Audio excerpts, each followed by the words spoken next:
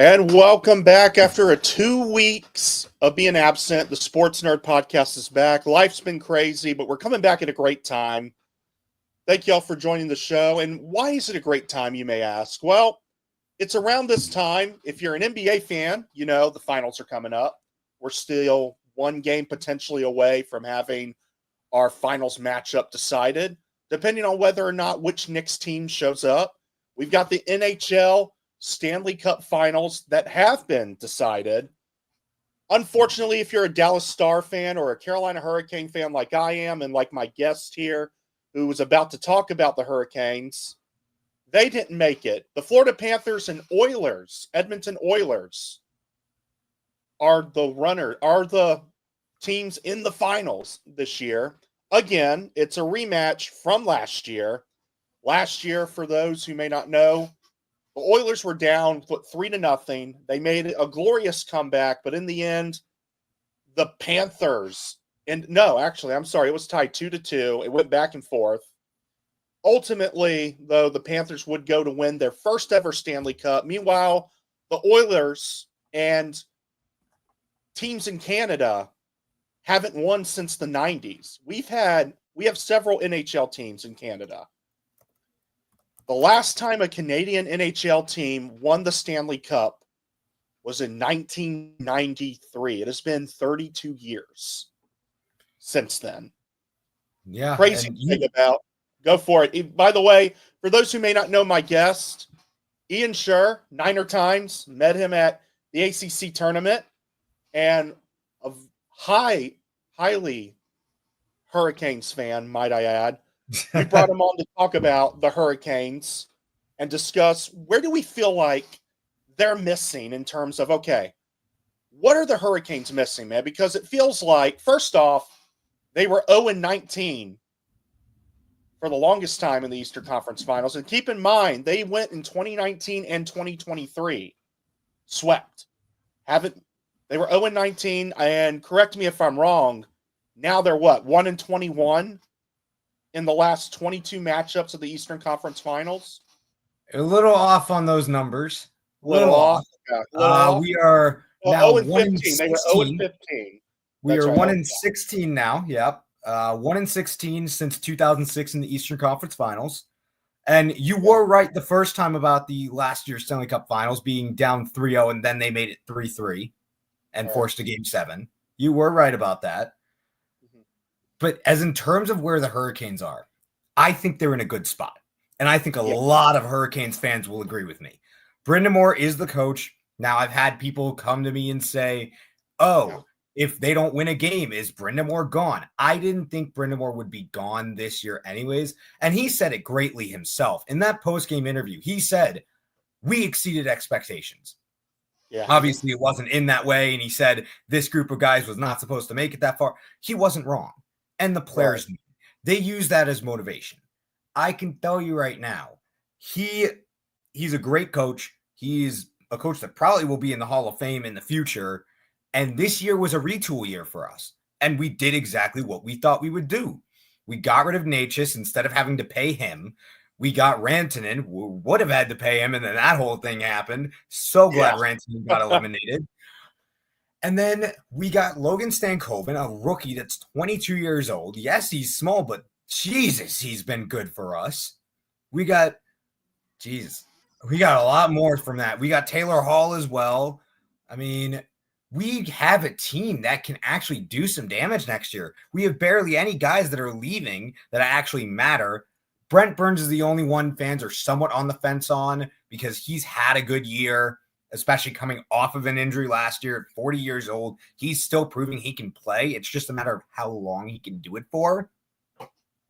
Dmitry Orlov, we want him gone. We will pack his bags and send him to the airport. That's what I've been told by several fans. They want him gone. Yeah, we will pack his bag and send him to the airport right now. Thank God his contract's up. Yeah. Eric Robinson, I don't really know what we're going to do with him because he had his moments, but most of the time it wasn't that good. Yeah. I mean, and we have players to replace those guys. We've got Nikishin coming up. I mean, he was incredible in these playoffs in the games he played. And those were his first games in the NHL. And he's playing against Washington Capitals. He's playing against the Florida Panthers in his first games, and he's playing amazing. Scott Morrow, it's hard to tell with Scott Morrow. He's been really good at some points in the AHL, but his first games were also just like Nikishin. He didn't do well, though. He had his moments barely, but most of them were not good. I think he'll learn. He'll be fine. We're going to get Bradley Nadeau next year because he's been doing well in the AHL. I mean, we've got the guys that are going to replace the ones that are leaving. And who knows? We have the 5th most cap in the league upcoming, so we'll probably sign a couple guys. There are people saying, I don't know why, but we're going to sign like Barkov or Bennett. I don't know why, but they're saying we'll sign him. We'll sign Elias Pettersson. We'll sign the goalie from the Utah. What is it? Mammoth now? The Mammoth? Is it the Yeti? I think so. I think it's not the Arizona, because they used to be the Arizona Coyotes. Yeah, and it was Hockey Club this year. I think it's the Mammoth now. Yeah. So those are just projections, but we have the 5th most cap in the league. There's a possibility the Hurricanes might even, don't laugh, go after Mitch Marner because they need a player that can get 90 points or 100 points in a season. They haven't had that since 2006. And Marner's the type of guy that with this offense could easily do it. And if you add Marner to the top 3 guys of Aho, Jarvis, and Svechnikov, oh my God, that's just an insane offense. That's an offense that rivals Edmonton right there. Because while Edmonton has 2 guys, the Hurricanes would have 4 that can all score on any given night. The one problem that we had this year, and we've had for multiple years, and it's been like a running problem, and that's why I say you can't blame Brindamore for this because it's not up to him. Goaltending. Goaltending has been a huge problem. Now, this postseason, yes, it was a lot better. Freddie actually played well, and he actually had a full postseason, and he showed what he could do. The problem was when we got to a team like Florida, Freddie couldn't save a shot to save his life. I mean, it literally, during that, I went to Game 5 of the Hurricanes Florida series, and we're up 2-0. Everything's going great. We're halfway through the second period. Florida scores a goal. Like, okay, we're back down to reality. Let's calm down. We'll be fine. Florida scores again 30 seconds later. I saw that. And then 2 minutes later, they take the lead. And all of a sudden, that arena is dead silent and is just, it was brutal. Mm-hmm. Now, I will say that arena was deafening when we scored the tying goal late in it. It was over 100 decibels in there. At least it was insane to be a part of. But I mean, that's the problem when you got things like that happening constantly. I mean, you can't really win. One of my best friends says in the NHL, the way to win a cup is whoever has the best goalie. That is how you win a series. That is how you win it. And so far, he hasn't really been wrong, except for kind of Edmonton series.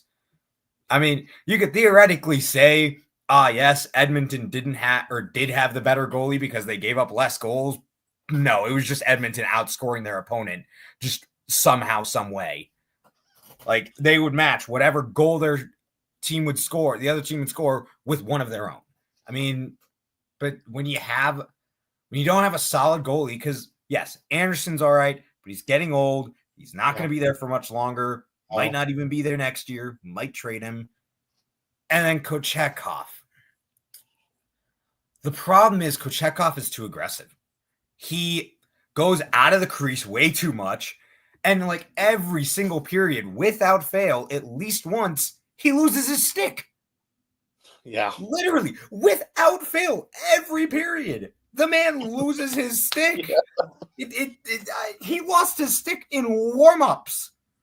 He didn't even play in the game and he lost his stick. I mean, I didn't see that. Oh my gosh. It makes no sense. I think what gets me, and I've got to ask about the atmosphere during that time, but you're in the final minute, right? Of the final minute in the third period. You need a goal to tie. Take off your goalie. You've got all guys going forward, and 8 shots on goal within 30 seconds. At least at one point, you had a shot right there on goal, and it just went far to the right. Wait, a little far to the right. And then after that, of course, because no one's back there, everyone's trying to score, you had a skater from the Panthers right there on mid-ice, that was able to pick up the puck and get the score and ultimately put the game away. I think that was probably the most heartbreaking part, is being right there, 8 shots on goal within 30 seconds, none of them landing. And then because you had to go all in to try and tie the game up, you had no goalie, and it just left them too vulnerable. What was the atmosphere, Ian, when you were at the Lenovo Center? What was the atmosphere like during all 8 of those shots and then the ultimate game-winning goal by the Panthers? Everybody was standing on their feet during that minute span, because the thing was, it was the final minute of a power play. So it was 6-on-4. Yeah. It was 6-on-4 for that entire span. And that stadium was rocking. Once that power play was called, because of course Florida scored with about 4 minutes to go. Yeah. Once the power play was called, then everybody was like, oh my God, we actually might have a chance. And we kept pounding. Nothing would go in. And the actual most heartbreaking part wasn't the fact that he was lurking there, because he wasn't. It was he just got out of the box. Yeah. So there was no icing. No, it wouldn't have been icing anyways. And then it bounced perfectly off the boards right to him for a goal. That's the most heartbreaking part. The amount of sheer luck that had to happen for all of those things to happen at the same time is just the worst feeling in the world. And then it got dead silent with like 1 or 2 Florida fans around me just cheering their lungs off while the Hurricanes fans left the building. Yeah. There was still a decent crowd by the end, just to, thank the team and everything, because that's the fan base we are. Loudest house in the NHL. Absolutely. We love that slogan, and we die by that slogan. It's a great thing that really just shows the culture of hockey in Carolina, and that it actually works here. But the fans that stayed are the real ones. Those are the real fans. Yeah. Because there were fans of the Hurricanes that are saying in game 1 and game 2, when all those fans left early, that's not how we do it. Because it's not. It really isn't. Because even after every single goal Florida scored, the Hurricanes fans cheered and still tried to keep the team in it. There was a bunch of Ted Lasso believe signs going around the arena. They kept showing it on the Jumbotron, like the same ones too, like 6 or 7 times. Every time they'd show something on the Jumbotron in that third period, it was one of those signs as well. Mm-hmm. I mean, we just went into it, and just sad that it didn't work. I will say it felt like the Hurricanes made necessary adjustments, because in the beginning of the series, Florida was scoring on a whim, it felt like. But I don't know what exactly the changes were made on the defensive side of things, whether they rotated the goalies or not, but it felt like Florida scored less and less throughout the series, almost like in the final 3 games. What are your thoughts on that? They did. I will say this. Part of it had to do, I don't know what went into the decision for game 1 and game 2 of starting Morrow over Nikishin, because Nikishin, yes, he played 1 game in the series against the Capitals, and he played incredible in it. I mean, that's the thing. He played so good in that series, even though it was 1 game. I just didn't understand why we didn't start him in game 1 or game 2 over Morrow, who barely played in that series against Capitals and didn't play good. I think the adjustment was, once Chatfield was out and Walker was out too, it forced us to put in both Morrow and Nikishin, and Rod saw Nikishin was actually better And, well, Nikishin got more time. That was the main adjustment. Alexander Nikishin getting more time on the ice. And you saw the sick outlet pass he did in game 4. I mean, that's the thing. You saw that sick outlet pass. That's what we're going to get from him next year. He has a serious chance of winning the Calder next year. A serious chance. I mean, he is going to be an incredible defenseman in this league for years. But Ian Shure of the night. Oh, sorry, go for it. It's one of those moments where that small little adjustment could be the series. And sadly, it was the wrong way this time. But next year, I think it'll be different. Absolutely. I think you learn from these mistakes. And I think the good thing about Rod is that he knows the necessary changes to make. And you've watched this Hurricanes team bounce up and down, up and down. And I just feel like he knows what it takes to get to the conference finals. It's just finishing. Because the Hurricanes, man, any other stage of the playoffs, it feels like they dominate. Oh, yes. Against the Devils, for example, New Jersey Devils, who have really come on the come up, they had no answer for the Hurricanes. Hurricanes would dominate that series. So we know the Hurricanes have so much potential. The great fan base. I mean, if you've ever been, for those who have never been into the Lenovo Center during Hurricanes games, the crowd is electric. I mean, and then they bring on guests for the Sirens, like John Shire was there the other night. I know you're a Carolina fan, but for John Shire, head coach of Duke, was there to sound the siren. Something that hits personal, close to home. Deborah Morgan from WRAL, who just retired from WRAL 5 News, sounded the siren. I mean, the stage there, the atmosphere. I would say it's honestly one of the best atmospheres in pro sports of Carolina. I say it definitely outdoes the Spectrum Center, and I would say it beats out the crowd at American Bank of the Stadium. It's definitely the best in North Carolina. I say it might be one of the best in the country. Yeah. I think it might be one of the best in the country. And, honestly, in North America, it might be one of the best. I love it. Or in North America, I don't know about Mexico, but I know in Canada and here, it's one of the best. 100%. And I don't care what you Winnipeg Jets fans want to say. Right. No, your whiteout that gets eliminated in the first round every year has nothing on PNC Arena. It has nothing on it. Absolutely nothing. Ian Shure of the Niner Times joining the Sports Nerd podcast here today.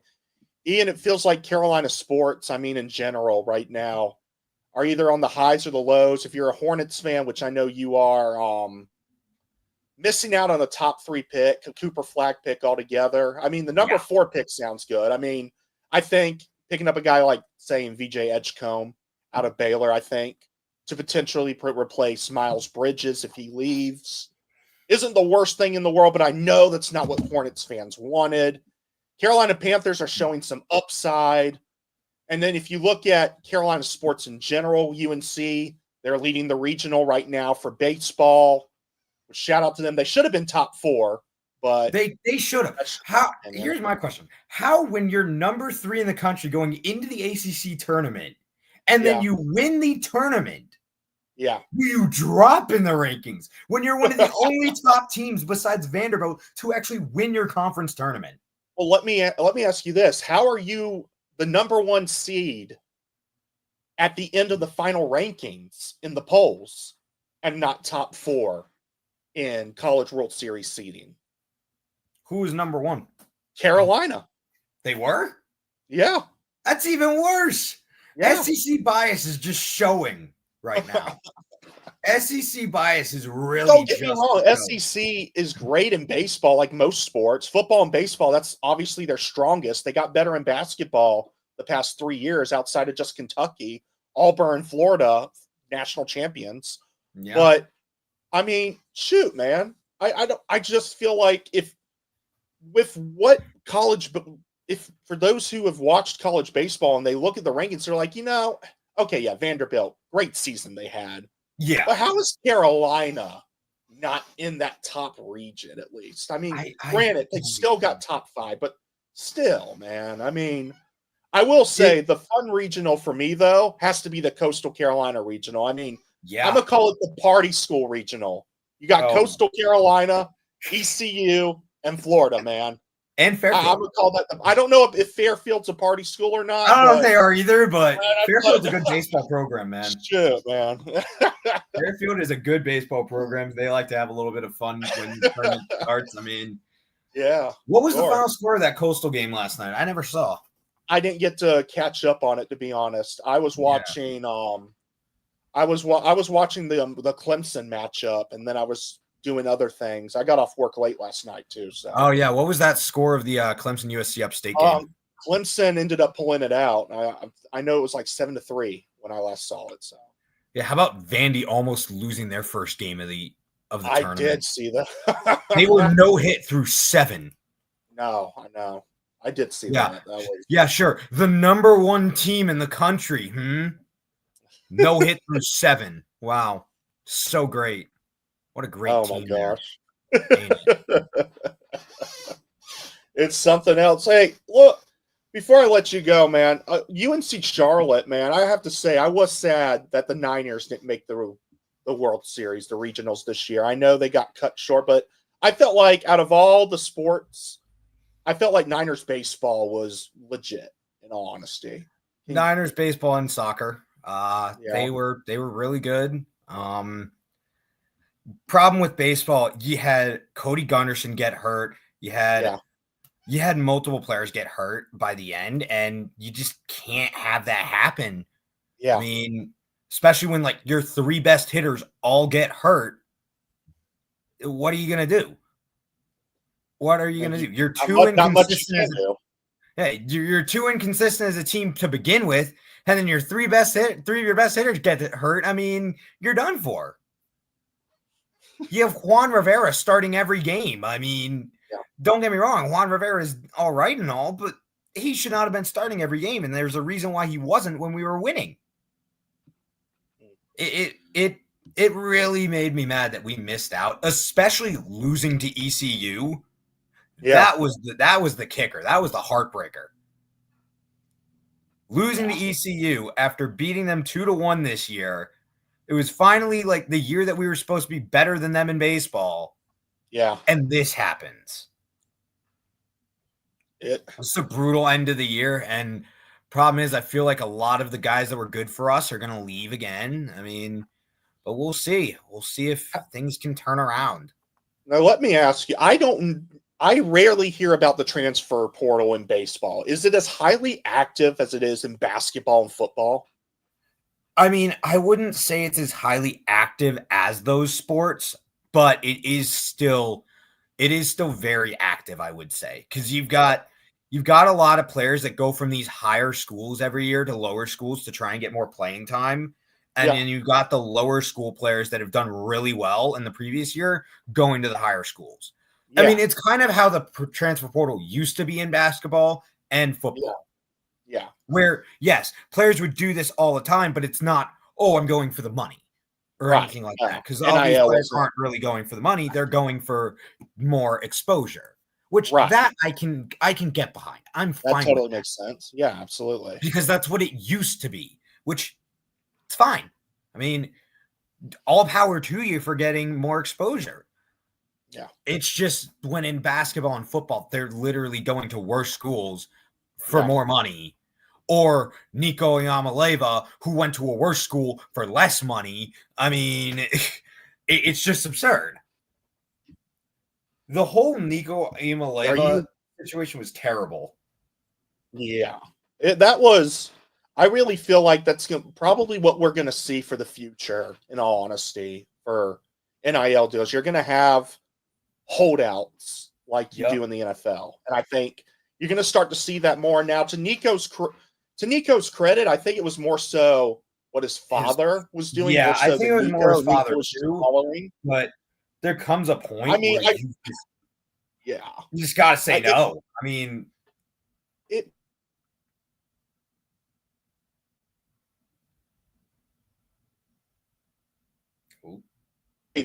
UCLA got Joey out of it, Yeah. and I know UCLA gave away Joey to Tennessee, former App State QB, by the way. It was kind of like a trade.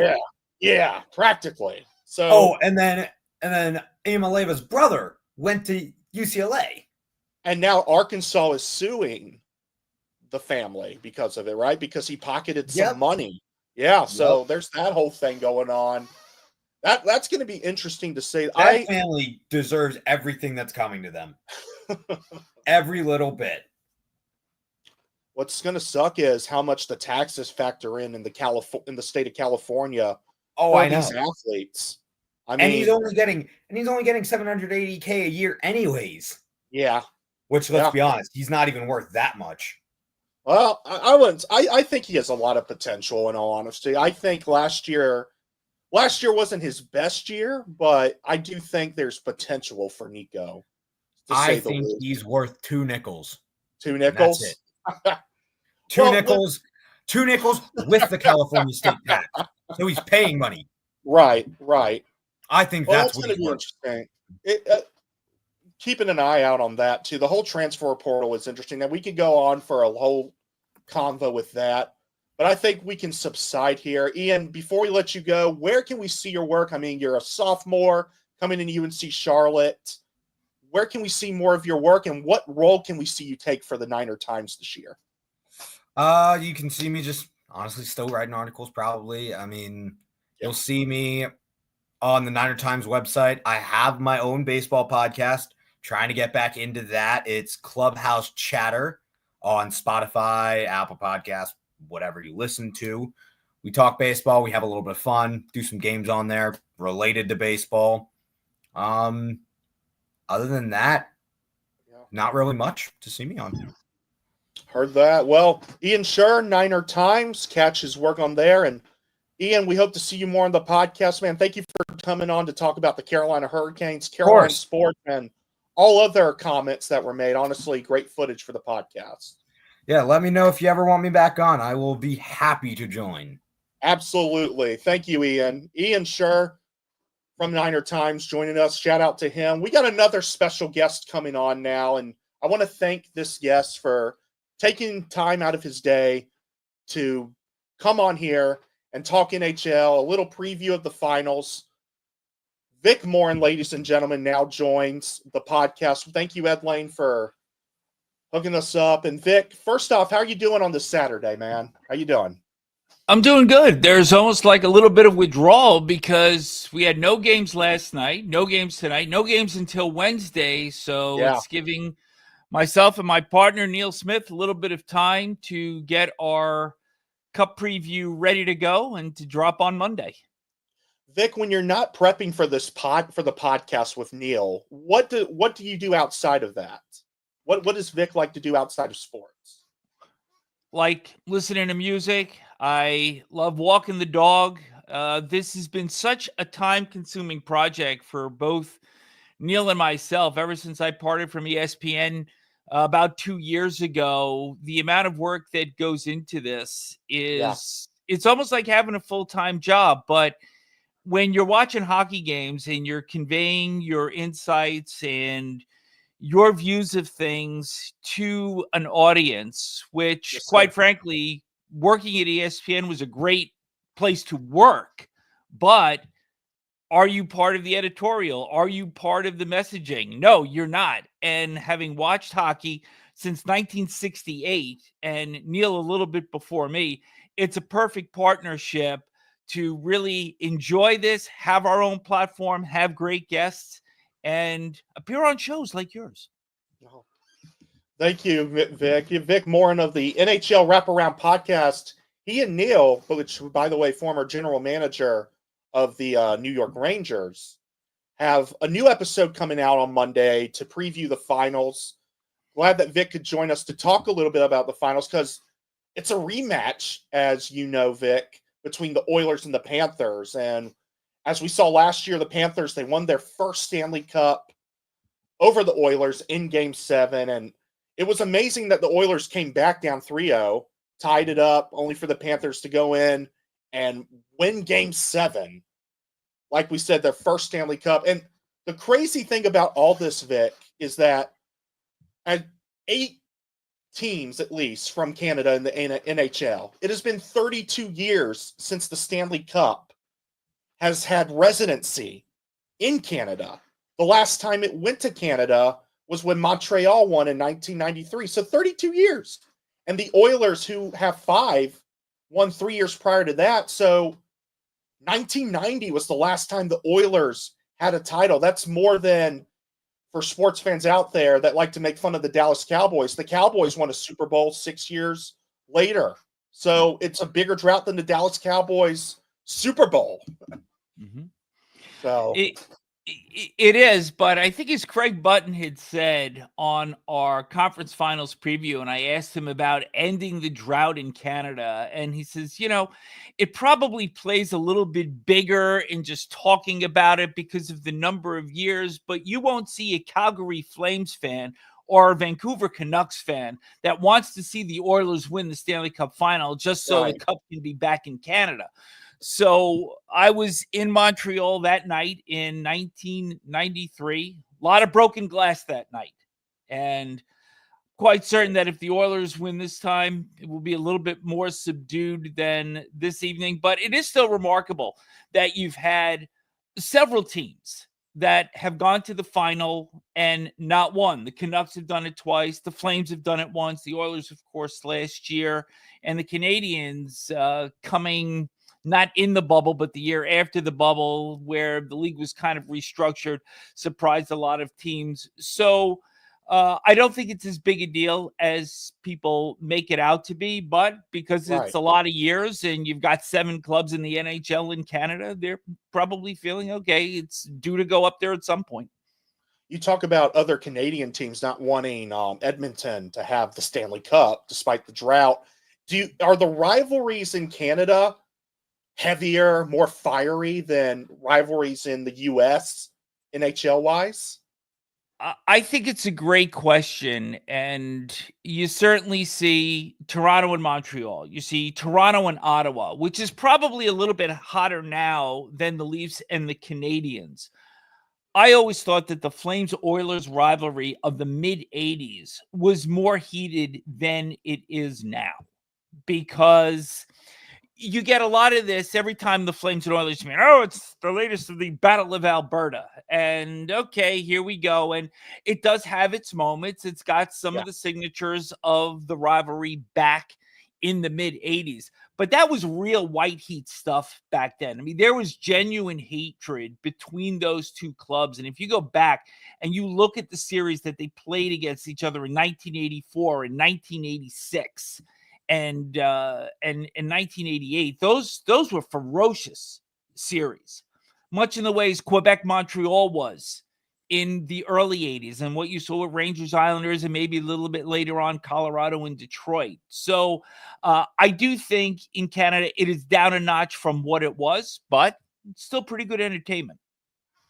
Absolutely. And we want to talk about entertainment. I mean, the Florida Panthers, you've got one of the most ferocious offensive teams. Mm-hmm. And then you've got the Oilers. They've really beefed up on defensively over the offseason. And it's shown. It's shown throughout the regular season, especially in the playoffs. So when you go into this rematch, what do you feel like is going to be different than when the last time these two faced on the big stage? It's not going to be new for the Oilers this time around. And one of the things that is a significant intangible here is the desire to go after something that you didn't get last year and you fell just short. I believe when you've got the best player in the world and he's showing it, fastest player that ever lived, the pain that was on his face in losing last year, that motivation, I believe, is greater than whatever Florida can build up in defending it. And that motivation is going to be pretty strong as well. You got Brad Marchand, who won with the Bruins in 2011, has lost 2 Stanley Cup finals since then in 13 and 19. So his motivation is pretty strong also. But I just believe that the chase to get it for the first time is a little bit greater than the drive there is to defend it, especially in a back-to-back matchup as we have this year. When you look at guys, veteran leadership, like, for example, Alexander Barkov, where do you think he needs to do to help the Panthers as far as going into this matchup? He plays one of the finest 200-foot games in the NHL. And even though he's not as fast as Connor McDavid, Leon Draisaitl, his smarts are something to really look at during the course of this series. Where is his body position? Where is his stick position? Where does he make the safe plays up the boards instead of going up the ice? How does he defend? What angles does he take? What is the gap control that he has on the forward that he is playing head-to-head against? All those things are things to really appreciate with Alexander Barkov. And I believe that if the Panthers can neutralize, they're not going to keep McDavid completely off the board. They couldn't do it last year. They're not going to do it this time around. But what you want to do is you want to mitigate him to the point that your depth starts to come through. And when you've got a third line, like Marchand, Listerinen, and Anton Lundell, that is top 6 on the other 30 clubs in the league. I'm taking Florida out of this equation. So, or Edmonton out of this equation. So when you put that into consideration, the teams are different, but the matchup in and of itself, in its collective, is so even that it is hard to think this is not going to be a long series once again. So when you say you don't think this is going to be a long series, are you thinking obviously lower than Game 7? How many games do you think the series is going to go to, or are you going to save that for the pod? No, I do think it has all the earmarks of a long series, but I'm going to save my pick for the pod, as you correctly indicated there. That's why I'm trying to hedge my bets both ways of the things that need to happen for the clubs in order to succeed. So hopefully I've put enough of a tease out there that folks will come and they'll listen to our podcast. Craig Button will be back with us once again because we've had so much fun with him doing this, and to have that third voice and to have such an experienced man joining us for all 4 rounds. We've had a great time with it, and we're going to put a bow on this on Monday. I'm excited to listen to it. Well, let me get off the topic of the finals then, and let me ask you about what happened recently with the Caps in the leak, supposedly, whether people are freaking out or not. So, as you probably know, the Washington Capitals sent out an email to season ticket holders. And in one of the statements, it said, on October, the start of Capitals hockey and Ovechkin's final NHL season. Now, real quickly, PR came out, and they were like, hey, no, that was a mishap. We assure you, Ovechkin hasn't announced retirement yet. Whoops. But now it's got the world talking and everything. This is a guy that just broke Wayne Gretzky's record. And I know he's 39 years old, almost 40 in a couple months from now. But, I mean, obviously retirement talks are going to be up there. What do you think about this whole situation? Well, I think somebody's probably worried about their job in the Washington ticket office.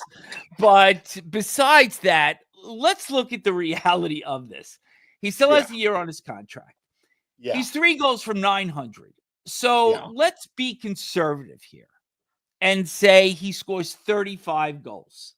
And as we all know, had he not broken his leg in November, he's pumping 50 last year. Yeah. Absolutely. So let's play conservative. Let's get him to 35, maybe 40. All right. So that gets him to the 835, 840 area. Maybe they sign him another 2 years.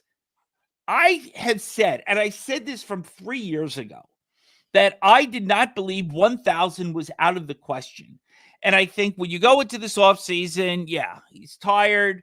The club was disappointing, particularly in the second round of the playoffs after they got past Montreal. But once you get that juice going, and if he starts to pump goals in again, nobody has figured out the one-timer from that left wing circle for 20 years. I don't think they're going to start figuring it out now. He loves to score goals. He sees this club growing. And I believe if he continues to see the progress of the Caps, which is not guaranteed. You had 9 guys on that lineup last year that had career years in terms of points. So there's no guarantee that trajectory continues to go in the same direction, right?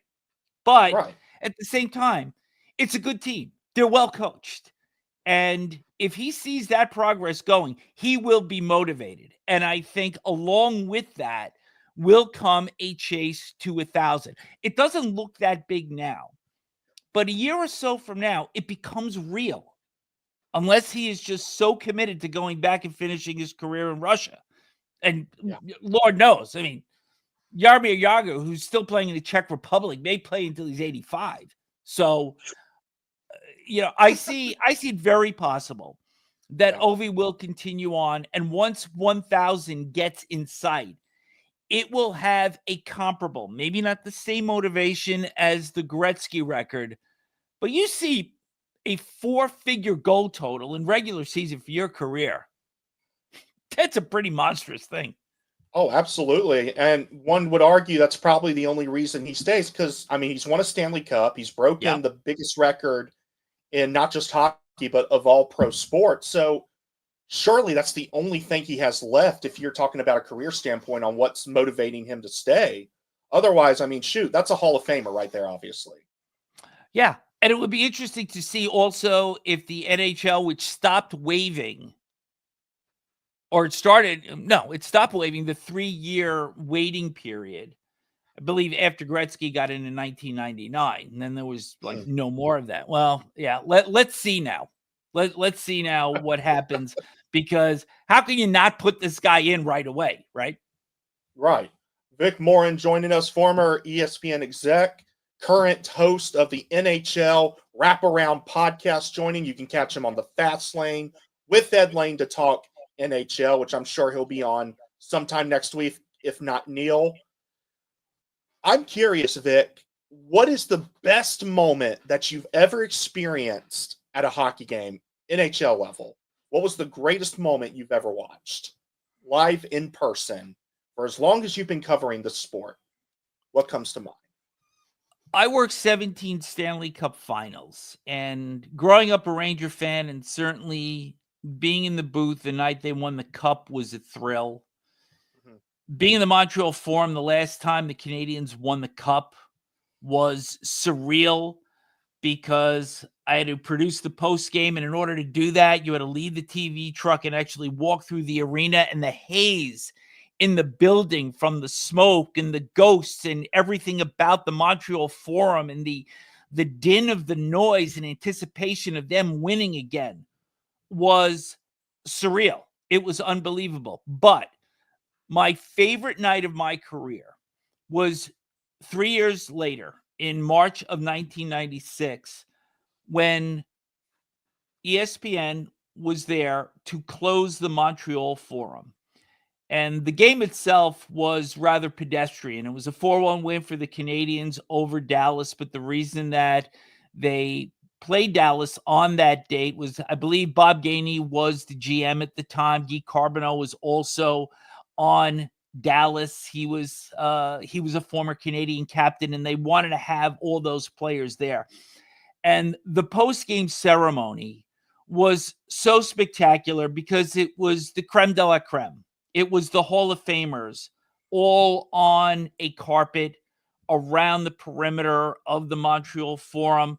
Maurice Richard got an 8-minute standing ovation, and I wound up buying 3 Forum seats after that because I was just so moved at how spectacular that ceremony was. And I've actually gone back to watch it a few times as well. And so that is the most special night of my career. Above the wins and losses, it was a ceremony. That's amazing, man. Would you rank that above the Miracle on Ice? It's a different thing because the Miracle on Ice, it happened in 1980. And as one reporter once put it, it was the equivalent of a bunch of college kids beating the Pittsburgh Steelers because Yeah. the Russian team was made up of all professionals, and the Eastern Bloc countries back in those days decided what professional was. And because all of the Russian players were part of the Soviet Red Army, the Red Army was their profession. And they defined the hockey as kind of, well, this is our club team. Well, yeah, it was like me playing club hockey in college, wasn't exactly one and the same. So that was kind of the loophole that they used to say, nope, we're still amateurs. And that's what the Olympics were back then. So totally different circumstance. And you also have to remember at that time where the world was politically in 1980. And it was a very different thing. So I just put the closing of the forum as an event in and of itself, celebrating greatness with the passing of the torch in just the greatest of ways until they opened the Molson Center about 4 days later. That's awesome. I tell you what, Vic, if you ever come down to Lynchburg, you should come to a Liberty ice hockey game, man. I tell you what, as someone who had the privilege of calling a few of those, it's a lot of fun, man. It's great club hockey, D1, D2, all of it. So if you ever come in town during that time, man, you should totally go. I would in a second. If I could be your color man, I would go. Hey, no, I feel like I should follow you, man, in all honesty. Let me be your color guy because I feel like the broadcast would be a lot better if you were the lead play-by-play. Oh, that's a lot of flattery there. That's a hard one to live up to there. Hey, Vic, thank you so much for hopping on. We can't wait to hear that special edition of the NHL Wraparound Podcast, man. I'm excited to hear it. Where can we hear it? Is it on Spotify, I imagine? Where else? Spotify, YouTube, iHeartRadio, Apple Podcasts, you name it. We're all over the place. I mean, even when I go and I look at our metrics, I'm amazed at the places that our listeners tune into us. We've had our best download month ever. We're continuing to grow. We're going to bring on active NHL players next year. That's part of our next level of growth and involvement because you never want to stay in the middle of the road. And we've always said we want to be historical and contemporary at the same time. We want to offer things up that other podcasts just can't because of the different experiences and career paths that Neil and I have taken. And the indications are we're delivering that, and we're going to continue to soldier forward. Amen. Well, thank you, Vic, for hopping on, and I hope you enjoy your Saturday, man. Thank you. This was so much fun. I enjoyed it as well. Thanks a lot. Thank you, sir. Vic Morren, ladies and gentlemen, on the NHL Wraparound Podcast. That's going to be a great finals preview. I'm excited for this. And if you want people, I call myself the sports nerd, but if you want someone who really dove into hockey, that's the podcast for you right there, man. I enjoyed that so much. It was a great time in talking to Vic, and we still got more to talk about on the Sports Nerd Podcast. And let me tell you what, around this time, as we all know, NHL, the Stanley Cup Finals come around this time, but also for basketball lovers, all alike, if you follow the NBA, you know the NBA Finals are also coming up all this time. That stage has not been set yet, unlike the NHL Stanley Cup Finals. We still have potentially one game left of NBA playoffs before we get to the finals. Now, here's the important part, right? We have the Western Conference representative in the OKC Thunder returning for the first time since 2012. And that story itself, you want to talk about rebuild succession, then that's a story in itself. Because you talk about a team, by the way, who went from in 2012 winning only one matchup with Kevin Durant, Russell Westbrook, James Harden, Serge Ibaka, and yes, Kendrick Perkins, despite the fact that a lot of people love to dog on the guy, I guess the best way to put it, make jokes about his play style. Was he the greatest player in the world? Absolutely not, but he was one of the most, I guess you could call him the Draymond Green of the OKC Thunder. Maybe not as great of a defender as Draymond Green, but Kendrick Perkins for sure was an important part of that team. So they are the representative in itself. And then over the years, first off, Sam Presti, great job building this team. The story in it itself, by the way. And they've had moments where, hey, look, they've made the playoffs. Look, Kevin Durant leaves. Well, James Harden left first, goes to Houston. It's a big deal out of there. And he led Houston deep into the playoffs, never did get to the promised land like he did with OKC. And he hasn't since. Then you got Kevin Durant, Russell Westbrook, and those guys went down there. And we all know the story. They played Golden State. They were on Golden State for a while. Eventually, Golden State goes on to defeat them and ends up moving on to the NBA Finals. We all know that story where Kevin Durant told Russell Westbrook supposedly, hey, don't you worry, pal. Don't you worry. I'm staying. We are going to do this. We're going to do this together. Is what was supposedly said over dinner between the two. Later on, as we all know, NBA salary cap increased. Kevin Durant leaves OKC and joins the Warriors. The rest is history. KD went and got his ring with the Warriors and then would depart, as we all know. Would go on to be a Brooklyn Net. Russell Westbrook, after winning MVP, averaging a triple-double, first player to do so since Oscar Robertson. And he was down there with Steven Adams. And then later on, Paul George. And somewhat out of his prime, Carmelo Anthony joined. And they put a little team down there together for a couple years.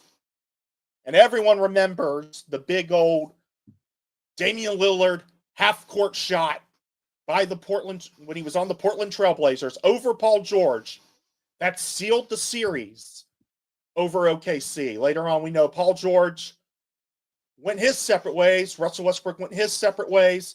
Melo went on to a couple of different teams before eventually retiring. Serge Ibaka left. Steven Adams stayed for a bit. And one of the moments I will never forget, by the way, when Chris Paul left the Rockets, went to the Thunder. This was just supposed to be complete rebuild. Chris Paul goes down there along with Jeremiah Grant, Gallinari, the random white NBA players that average 18 points a game, that one guy, the Austin Reeves, I guess you could say. They go in and they make the playoffs. End up getting swept in the first round. But ultimately, Chris Paul would leave. And yeah, Shea, by the way, SGA came down that year. And you watch these players depart, like Grant, like Gallinari, like Chris Paul, like Carmelo Anthony, and obviously the big three in KD, Russ, and Harden. Think about what all has accumulated for these guys. SGA stayed down there. Watch this team rebuild. The drafting of players like Chet Holmgren, who I remember when he was drafted, during his days in Gonzaga, I remember saying, others were saying this, and I thought so too, because when you looked at him, his build at center, it didn't look like he would fare well in the NBA. It's like, look, these are big, strong athletes in the NBA, right? That'll press up on you. That'll bully you if you're not careful. And you watch Holmgren play, and it was like, okay, he could probably be a decent center, right? But how long will he last unless he doesn't build? Obviously, he built up well. And obviously, if you're watching the stream here on StreamYard, or for YouTube, for Twitter, and then we'll be posting this as a podcast later on Spotify Apple Podcast for the sports nerd, so to say. But it's safe to say, even after Holmgren couldn't play his rookie year, and then he comes back, and you watch OKC accumulate all these draft picks, right? And in the days where Trey Mann was one of your top guys, right? So to speak. There were days where OKC, look, they had a great young team, but they were barely pulling over 24 wins. The time that it has taken to get this team to be a dominant force. Now, yeah, we can say, oh, yeah, they had an easy route to the finals. But when you're the number one seeded NBA team, right, you're going to have that. Look at what the Nuggets had last year. 2023, when they won. Look at what they had on their path to eventually win in the NBA Finals. Now, the Dallas Mavericks story, they weren't the number one seed, right? They went in and they dominated, and then went against the Celtics in the finals last year, and we know the story from there. Yes, I get it. OKC played against a battered Grizzlies team under an interim coach, and Ja Morant hasn't been completely healthy. Easy sweep. Then they played against the Nuggets, which so far has been, in the playoffs, their hardest competition. But yet, yes, I know. Nuggets were injured mostly. Losing Aaron Gordon was a massive problem for them. But he could not play. He wanted to. But even Jokic apparently said himself to Aaron Gordon, hey, if you play any further, you're going to get hurt even worse. And that's just going to hurt your career, man. And we all know Jamal Murray didn't play the best. Yes. I would honestly give OKC more credit for being able to beat a team that also was under an interim coach, but had a good roster for the most part. Especially when you have a guy that averaged a triple-double this year in Jokic. Managing to come out on top, that wasn't easy, especially when you have a young build of guys there. And then this past series that they had against the Timberwolves, the greater version of the Timberwolves, it feels like the Timberwolves, who also went to the Western Conference Finals last year. Anthony Edwards is such a promising player. Julius Randle honestly may have found his calling. Honestly, the Knicks and the Timberwolves, that may have been the best trade switch I've seen in a while, man, because both Randle and Cat are performing well on their different teams now. Now, obviously, the Timberwolves just didn't have what it took, right, to outplay OKC. It was just a struggle for them all around. Put up a decent fight, only won one game, yes, but if you watch those games, it started out as blowouts mostly. The first three games were, but I think in the end, the Timberwolves had that fight left and they just couldn't get the job done. I think we'll be seeing the Timberwolves back. So yeah, you can argue OKC had an easy, so to say, path to the finals. But when you earn the number one seed, doesn't that give you the right, to have somewhat of an easy path up there, up until you get to hopefully the conference finals, right? I think OKC has a beautiful shot to do it. No matter if they end up playing the Knicks, who have to win tonight, or it's the Pacers they'll be facing in the finals. And I don't think that'll be a boring finals either. I know on a big market standpoint, big brand, big names, that doesn't sound exciting like Celtics and Lakers or Nuggets and Knicks when you weigh out those options, right? That doesn't sound as exciting as those matchups would be. But overall, I think it'll be a fun finals to watch, no matter who goes. And if the Knicks somehow come back down 3-2, and they got a great shot. Look, they're 6-2 on the road They're playing at Indianapolis tonight. Indy 5-2 at home in the postseason. Brunson's got to play lights out, though. And Karl Anthony Towns has to come more alive than just the fourth quarter.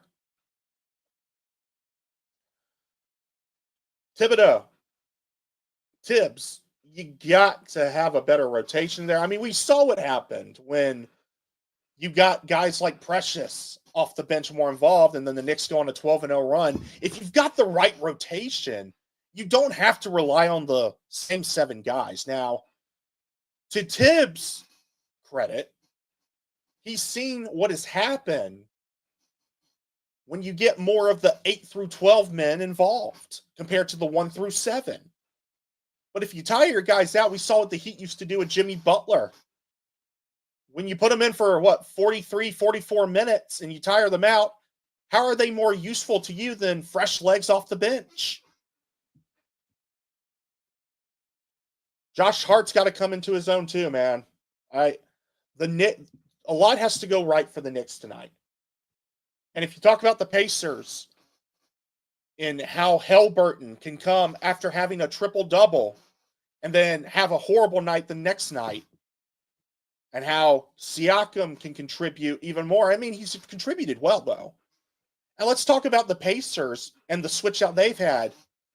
Obviously, Sabonis, great player overall. But that trade with Haliburton obviously ended up benefiting them more. And now you've got a Kings team that just gave De'Aaron Fox to the Spurs mid-season. And I think that Spurs team is going to be just fine, too. Can't wait to see how that shapes up. But I don't know. I'm excited. I'm excited for a great NBA Finals to come, whether it is the Knicks or the Pacers. We're waiting on those results as well. More on the NBA as with the finals approach. I got to see what happens tonight, though, man. I got to see what happens tonight. And we go from there. But if we want to stick in the basketball region, what does concern me, maybe I'm an old head. I mean, a man who's in his late 20s, practically now, has come in and grew up with the format of the NCAA tournament that's been there since 2011, and then the format that came before it. 68 teams, it's what it's been for 14 years. Expansion may sound nice, and it may sound better as far as sponsorship goes, but I don't know. I don't know if I personally, along with many others, think that the basketball, the big dance, the NCAA tournament should be extended. Personally, I don't. I think if it's not broke, if it ain't broke, don't fix it, right? My humble opinion. If it ain't broke, why touch it, right? And I'm sure a lot of people thought the same about the college football playoffs, or back when it went to the BCS format. And we'll get into the college football playoff format here shortly. But talking about expansion, which the NCAA president, by the way, came out a couple days ago and said, if you have a tournament, and I quote, this is a quote from MSN, Charlie Baker was quoted saying, we've had great conversations with CBS and WBD about as far as expanding the tournament. Our goal here is to try and get to either yes or no sometime in the next few months, because there's a lot of logistical work that would be associated with doing this. If we go down this road, you just think about the opening weekends, who has to travel the longest, and it gets complicated. Yeah, there you go. It gets complicated. It's a long process to put all together already, finding the arenas to be able to host these in. It's a long, long process. Baker said the flaws with the current formula and giving opportunities to more worthy teams. So you talk about this past year, what was the one team that people were saying should have been in? It was West Virginia. How the hell did Carolina get in over West Virginia? Was it because they wanted to see RJ Davis in the tournament? one last time from Carolina, one of the most prominent players in the country. I mean, we've heard this several years, 2 years ago when Pittsburgh missed it out. And then you had, was it Villanova missed out? And everyone was like, why the heck did Pittsburgh and Villanova not get in? What I remember a couple years ago when Michigan was 17-11 and somehow got into the tournament over other prominent teams. Okay, if you're trying to solve that, and the same formula applies to college football playoffs, at that point, when do you stop expanding? When do you just go, okay, people are just going to have to be pissed that this team missed out? Charlie Baker quoted saying, if you have a tournament that's got 64 or 68 teams in it, you're going to have a bunch of teams that are probably among what people would consider to be the best 68 or 70 in the country. And they aren't going to make the tournament, period. The point from going to 68 to 72 or 76, so what, 8 more teams than we already get in the tournament, basically gives some of those schools that were probably among those 72, so forth in the country, a way into the tournament. And even quoted saying, maybe more group of 5 teams will have a shot. I will say this, though, with how prominent NIL has become, with how much of a factor it now plays in college sports, I think this benefits more Power 4 schools, Power 5 in basketball, Power 6, so to speak, than it does any mid-majors. Any mid-majors whatsoever. Sure, you can argue get in a school like VCU, or let's say, for example, you look and say, okay, let's say Loyola Chicago wins the A-10, right? But VCU, they also have a record. What are the chances it gets an at-large bid? Oh, well, these Power 4 schools did better, right? Like, oh, hey, Creighton, they had a down year, but man, look at that. Look at how competitive their schedule was, right? And now you got to be like, okay, I think we throw Creighton in over VCU, right? I mean, that's what the committee mostly would think, right? Or you've got, compared to, let's say, okay, let's go back to it. What was it? West Virginia, Indiana, Ohio State, and Boise State. Those were the last 4 teams out, right? And then the other 4 out before them were Wake Forest was one of them, right?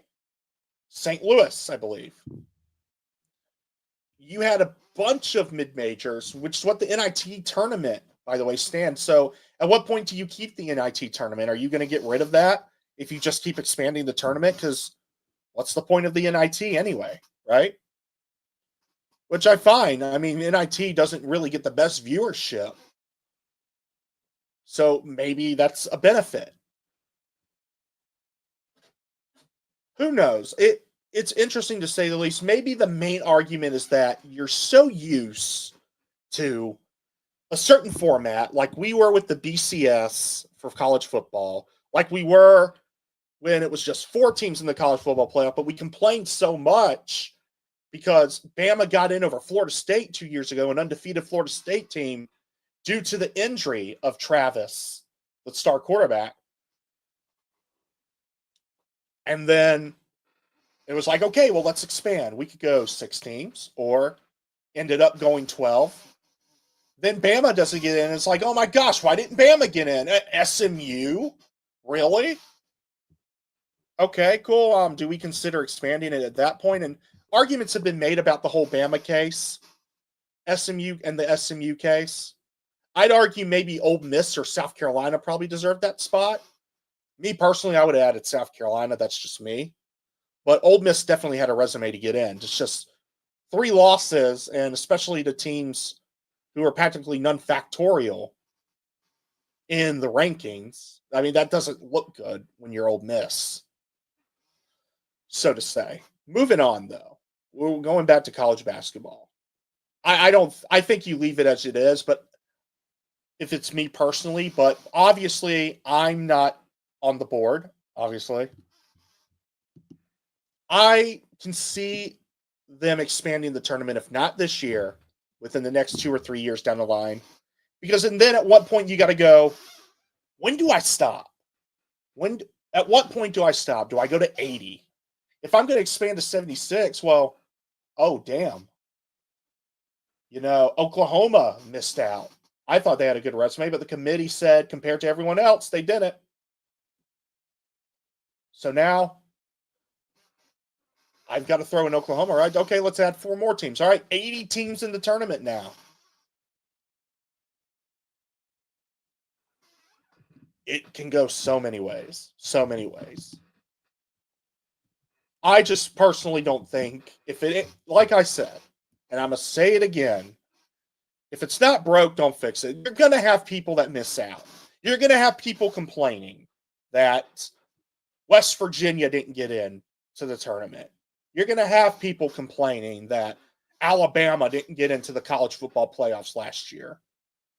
Despite having 3 losses and a blowout loss to Oklahoma, they should have been in over a selective few of teams, like undefeated, or no, not undefeated, but 1 loss Indiana, or SMU out of the ACC.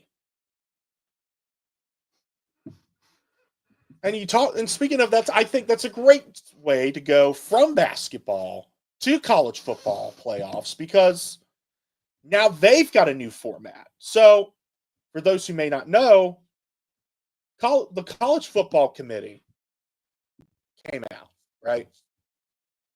And it's a new format announced that will officially begin in 2025. And, well, 2025, I say 2025, but 2026. But basically, hey, listen, it doesn't matter if you've won your conference. It doesn't matter if you've won your conference championship. All right, look, there will be 5. Obviously, you're going to have those who did clinch it if they're in the higher brackets, if they're in the high of the seedings, right? Then they get in. Right. So then you look, and they've basically said it's just going to stay. Look, you're not going to have a group of 5 team get a bye, which I think is smart. It doesn't matter, I believe, if you win your college football championship, but more so that it's going to depend on seeding, obviously. Higher seeding. I think the way the format went last year, people were annoyed with it, and I personally think that sticking with that whole format, changing it up just a bit, is probably a good thing, because we saw what happened. And then the main thing about all this was that there's going to be more SEC teams and Big Ten teams, right? You're going to have your 4-4, 2-2. The 2-2 being the Big 12 and the ACC, Power 4, right? 4-4 being the SEC and the Big Ten, obviously. Then you'll have your group of 5 and your other at-large, right? Random other at-large.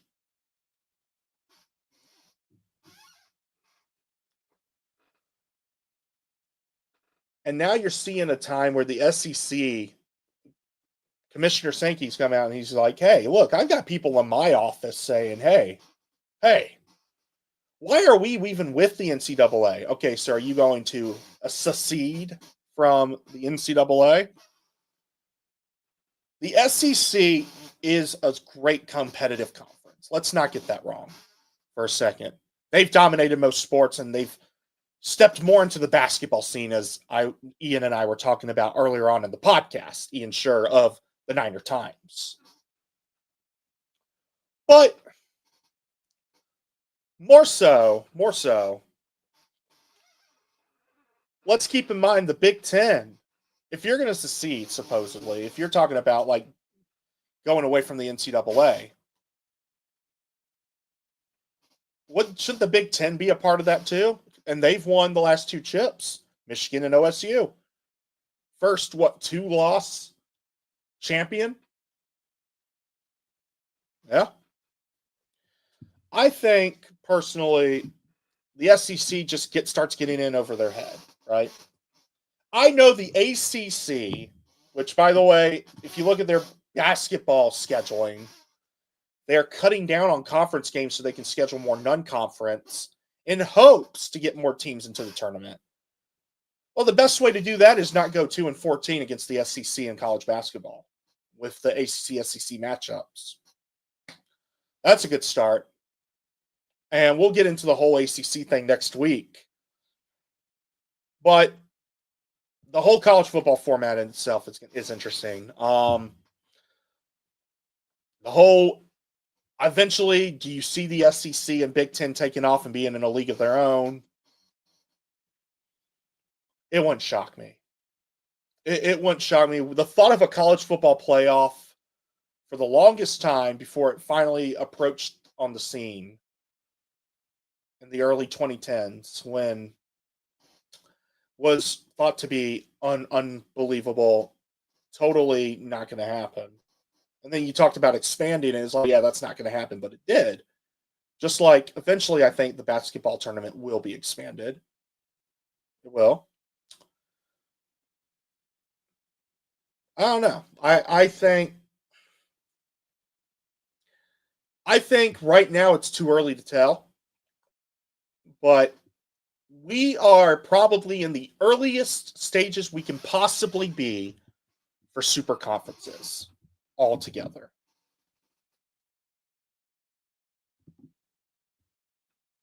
Super conferences, I think, will be in the making soon. Clemson and Florida State may not be leaving the ACC now, but they may try again in the future. With that said, let's move on. We're going to finish up today, ladies, folks. We got some NFL stories coming out. And here's one that I found interesting. So, as we all know, who's the top story in the NFL on multiple occasions, right? And that would have to be Aaron Rodgers, right? It feels like whenever, for the past 8 years, since he's threatened to leave the Packers and eventually would, and then when he was with the Jets, and it was like, oh, hey, look, Rodgers, are you staying with the Jets? Even after that injury? Okay, Rodgers is staying with the Jets, but gosh, that was a horrible performance. Now, Rodgers, are you staying with the Jets? Hey, I don't know. And then, obviously, the Jets gave him the boot, saying, well, we're not bringing you back. We're not bringing you back. Oh, okay. So Rodgers has been on tour himself. He was down in Texas, and here's the clip. The people were asking him questions while he was on stage. And a young girl came up and asked Aaron Rodgers the following question.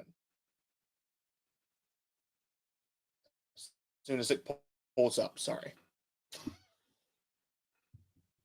Will Aaron Rodgers ever go to the Bears? Oh, boy. Security, can we get her out of here? I need some security. Security, can you take it easy on her? No, but I believe there's a team that might play in Chicago this year.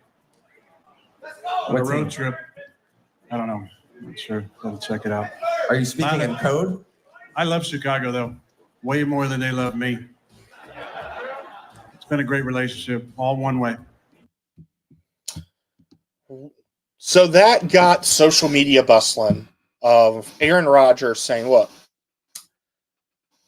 I will probably never play for the Chicago Bears, just to say, but there is a team that will be facing Chicago that I'll probably be on, right, so to speak, a code, so to speak.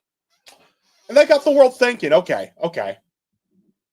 All right, Rodgers, what's your play here? So you go and look at the Bears' schedule, right? Let's look at the Bears' schedule. What are two teams that Aaron Rodgers has been affiliated with, right? The Vikings, he's really wanted to follow Brett Favre's footsteps, to go from the Packers to the Jets to now the Vikings. He's pushed to go to the Vikings for a long time. And now you also have a situation, a scenario where he could also end up in Pittsburgh. That's where he's been affiliated with the most. Who's on the Bears' schedule? Well, obviously Minnesota. They play twice a year. They're in the same division. Oh, that is the wrong one. They're in the same division, obviously. But the Steelers. The Steelers are in that division.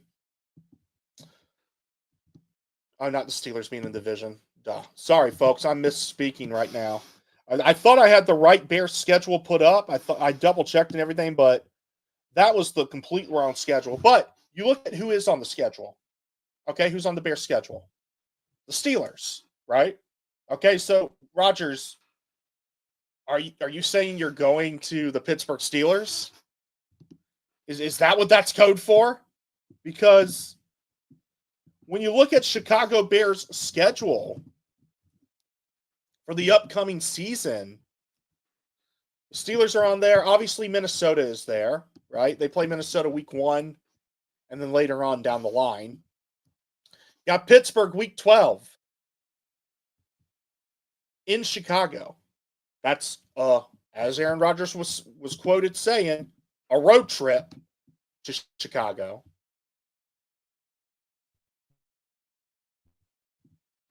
The Steelers are taking a road trip to Chicago.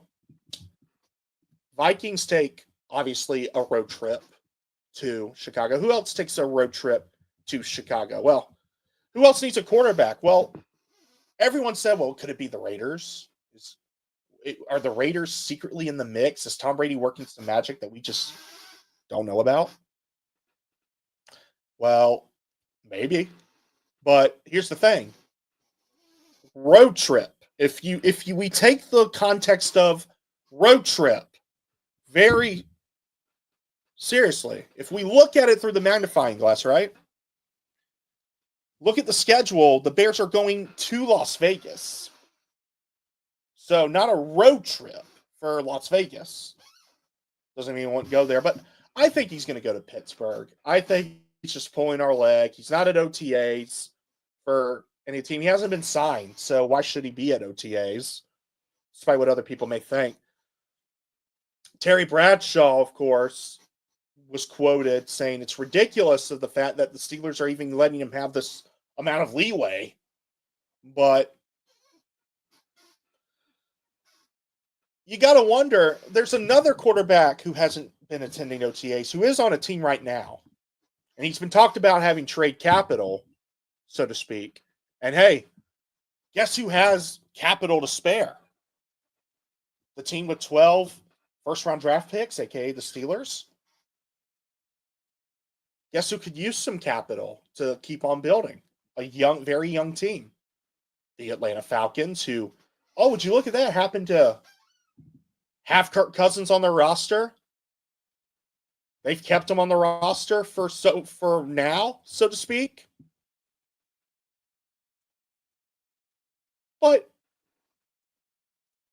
And the Steelers supposedly are eyeing Kirk Cousins. That's something to look out for. All I'm saying is, I don't know if we should continue with the series of the offseason. One of the top shows seems to be Days of Our Steelers right now, right? Urinating Tree, so to speak. Or Days of Our Aaron Rodgers, so to speak.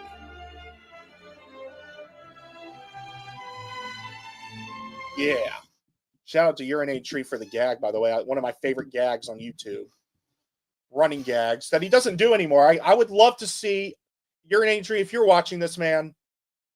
I would love to see that gag brought back, man. Please, for the memes. For the memes, bring it back. Oh, man. But who knows? I mean, Steelers are also looking for other offensive weapons. Potentially, there's a potential trade in the works for Jonnu Smith, who had a decent year, had a good year, actually, with the Dolphins. who decided recently he was going to sit out of OTAs because he wanted more money. Steelers are looking to add more offensive weapons. And if you look at what's offered in free agency, your top receivers right now are Keenan Allen, Amari Cooper, both in their 30s, right? And then after that, it's just a list of guys that have either too many injuries in their reservoir, on their resume. Now, do you add for veteran leadership, or do you do what the Steelers are trying to push for, and that is to give DK another offensive weapon to have on his opposite side of the field, right? Because right now, what are your quarterbacks? Are Mason Rudolph, who will probably start week 1 over Will Howard, the draft pick. And I think that's a smart move, in all honesty, because, look, despite his track record, compared to the two, and if Rodgers doesn't sign soon, that's the guy with experience. That's the guy, right? What are the other receiving free agents that are available, though? Like, that's the main thing you got to look at. Who is available outside of Amari Cooper and Keenan Allen? You got Gabe Davis, who just got cut by the Jags. You take that risk? Tyler Boyd, since leaving Cincinnati, wasn't really a factor with the Titans, so he's no longer there. You got Jamison Crowder, who's probably more helpful with you on special teams. And I love Jamison Crowder, man. I'll never forget when he got drafted. Duke Nation right there. As a biased opinion, but not so biased at the same time, that Jamison Crowder was one of the best receivers at Duke University. And I personally think Jamison Crowder does well. And on special teams, perfect for you. Gabe Davis is young enough if he can stay healthy. I mean, Tyler Boyd's only 30, right? Do you give him a shot? And then after that, it's just guys who probably haven't seen the field in a while. DJ Chark, okay. Maybe you give DJ Chark a shot. Do you pick up that short contract? Or are you the Steelers that are just wanting to, like, add a quick offensive weapon? Okay, maybe you go to the tight end position and do add Johnny Smith. I think that wouldn't be bad. And you've got guys that are up and coming. Look, even without George Pickens, who is now a Cowboy, I love Calvin Austin. So much potential there. And I think Roman Wilson, former Michigan standout, is due for a breakout year. So I think in the future, we could see that happening. I think this season might be the season, and maybe I'm wrong. Probably am. You never know. I truly think Roman Wilson, especially with Pickens gone, and now you move up in the depth chart, you're going to probably have Calvin Austin as wide receiver 2, and then Roman Wilson be in the slot, so to speak. This is going to be interesting, to say the least. I mean, Pittsburgh Steelers, this is a story to definitely see and keep your eyes out and peeled upon, for sure. You've got all these OTA stories coming out. You've got the sit-outs. You got TJ Watt sitting out. You've got a rookie in Shamar Stewart, drafted first round by the Bengals.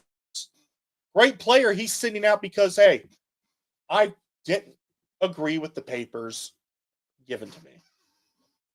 James Cook is on a holdout right now. Running back for the Buffalo Bills. Feels like he's deserved more than he's getting paid, and rightfully so. James Cook is a huge dynamic for that offense. Then you got Trey Hendrickson, who came out and said, hey, Bengals and Cincy and I have yet to have a conversation since before the draft. I don't see a world where Trey Hendrickson is a Bengal this year. I don't. You got the Browns quarterback battle situation. I do think the Steelers will, though, eventually give TJ Watt the cap, that the money that he desires, because that's a top 3 defensive player in the league right there. That's a guy that's kept your team at the 500 mark for the winning percentage or above. Surely they don't see a world where they depart from him. Now, if they do, he's going to get a lot of money wherever he goes. Obviously. I'm hearing reports that Kyle Pitts could become a trade target. That's interesting to say the least.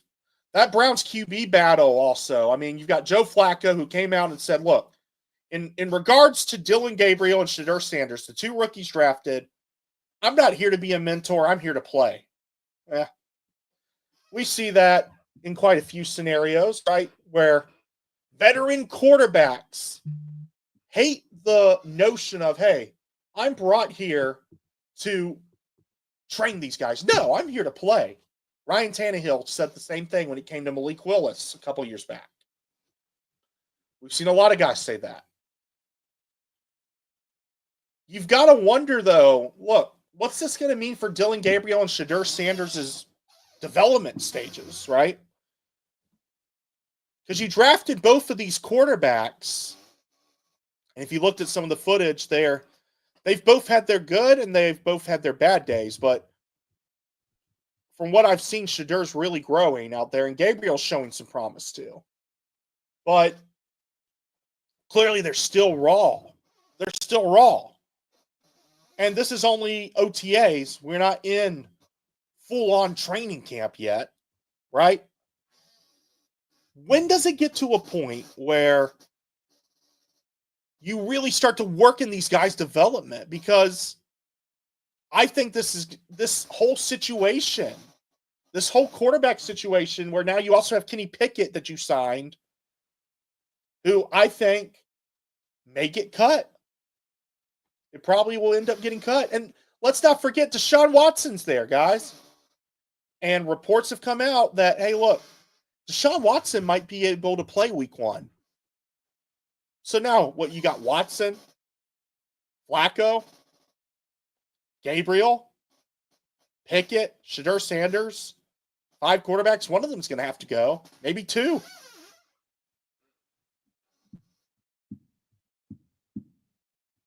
I just don't think, in the case of Shedeur Sanders and Dillon Gabriel, this is an environment where their growth will probably be hindered if something's not done. Because right now, they're not in the stages of, hey, you're just going to sit back and go from there. I mean, other than taking 3rd, 4th string, sometimes 2nd, 1st string reps, more so 2nd than 1st. But they're not in a scenario where you feel like the Browns are thinking, okay, let's develop these guys more. This is more so, it feels like Shedeur Sanders was drafted for show than he was for developing into a future starting quarterback. I don't know. I just don't. From what I'm hearing and from what I'm seeing from the highlights and everything, the Browns quarterback situation itself is definitely the main storyline.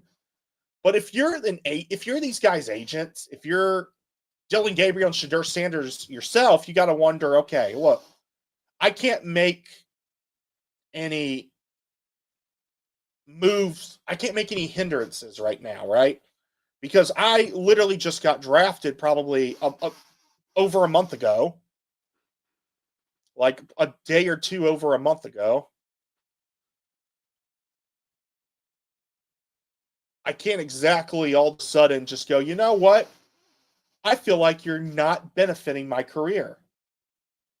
I can definitely feel that way, but to speak up about it's probably not the best in the scenario.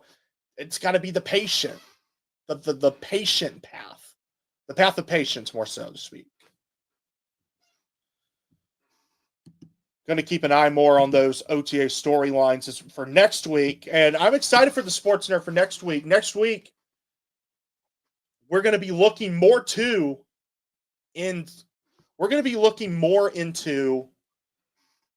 the top games in the NFL schedule. We're going to be talking more of the Stanley Cup.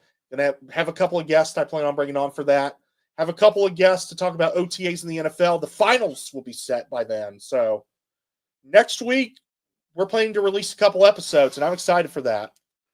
Been a lot of planning going on in this period, just like the 49ers are making a lot of plans right now. Brock Purdy now the 7th highest paid quarterback.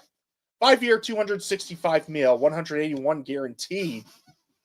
The kid that was once Mr. Irrelevant, signed at pick 262, is now making $265 million on a contract. 181 at least guaranteed, but incentives will build up to the potential 265. And the interesting part about this is because the 49ers have found a way to somewhat, in the words from the San Francisco Standard, a financial strategy that the 49ers have been employing for years is that while they're surfing the wave of the rising salary cap and committing $1 billion through new contracts for just 9 players, they are now playing the cap pushback game aggressively more than ever, to where right now, and Purdy agreed to, Purdy's only making $9 million this year.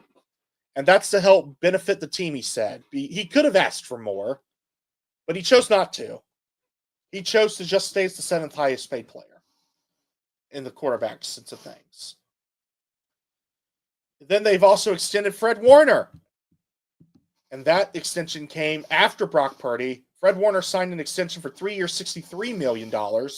Kittle earlier on before the both of them, 4 years, $64 million, 40 guaranteed. And right now, Robert Saleh, by the way, working his magic over there, they're acquiring Bryce Huff, the defensive end from the Eagles, only giving up a mid-round pick. And this has Robert Saleh's hands written all over it. Hey, look, Jets, you guys wasted this guy. Because when he's allowed to make the moves that he wants to, especially on the defensive side of the ball, look at his draft. And not only acquiring Williams in the first round out of Georgia, but look at the defensive side of things that he went through. Their first 5 picks were defense, including a couple players out of Texas, and how great that defense was, right? So, 49ers are really building. And the Brock Purdy signing, a lot of people are iffy about because, and I think it was said on the Rich Eisen show, it's because this guy was the final pick in his draft. You don't expect guys, kind of like what Tom Brady was, not calling Brock Purdy Tom Brady. Don't hate. Please don't think I'm calling Brock Purdy Tom Brady. But a lot of guys that get drafted below the 4th round are expected to be players that will either be cut or players that will have little contribution, so to speak. But obviously, you've got a group of players, more than a handful of players who have been selected in that region of the 4th through 7th round that have done really well for themselves, or even as far as undrafted free agents. Off the top of my head, Tony Romo. Look what he did for the Cowboys. Yeah, obviously no Super Bowl out of it, but you can't say Tony Romo didn't have a great career with the Dallas Cowboys.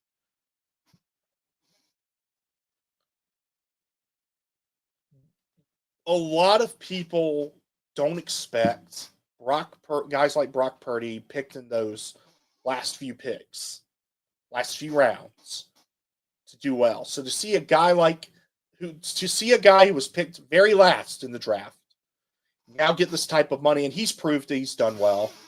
He's a game manager, you could say. But honestly, when he's not on the field, he's proven that it's been tough to win without him.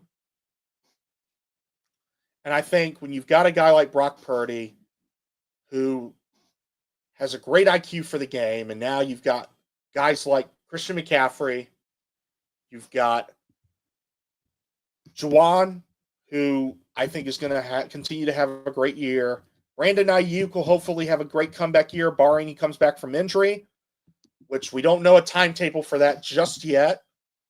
But they're keeping an eye out on him. They are. But I mean, you look at the depth chart and the offense around him, and they had to lose a lot of defensive guys. Drake Greenlaw, for example, Leonard Floyd. They had to lose a few guys, but they've got a lot of potential in that defensive region with veterans Nick Bosa and Fred Warner, so to speak. I'm just saying, watch out for the 49ers.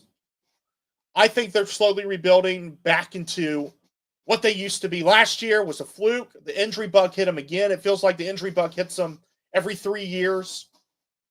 They'll be back. They will be back. With that being said, I just want to say thank you guys so much for tuning in to the Sports Nerd. We're going to close it out here. But please stay tuned next week. We've got a few guests lined up, which we'll announce later on next week. Going to plan on releasing a couple of episodes next week. But thank you for sticking around. Thank you so much for staying tuned in with the Sports Nerd. And as always, have a great day and God bless. I'm TJ Wilkerson, and this is the Sports Nerd Podcast.